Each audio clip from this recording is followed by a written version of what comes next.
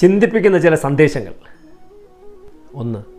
മറ്റുള്ളവരുടെ മനസ്സിൽ കനൽ കോരിയിട്ടുകൊണ്ട് നീ ആസ്വദിക്കുന്ന ആനന്ദമുണ്ടല്ലോ, അതൊരിക്കൽ നിന്നെ തിരിഞ്ഞു കുത്തുക തന്നെ ചെയ്യും. 2. അറിഞ്ഞു മനസ്സിലാക്കാൻ ശ്രമിക്കാത്തവരോട് ഒന്നും പറഞ്ഞു മനസ്സിലാക്കാൻ ശ്രമിക്കരുത്. അത് വ്യർത്ഥവും സമയം പാഴാക്കലുമാണ്. 3. നമുക്ക് പ്രിയപ്പെട്ടതെന്ന് കരുതി നെഞ്ചോട് ചേർക്കുന്നതിന് മുമ്പ് ഒന്നുകൂടി ആലോചിക്കുക, അവർക്ക് പ്രിയപ്പെട്ടത് നമ്മൾ തന്നെയാണോ എന്ന്.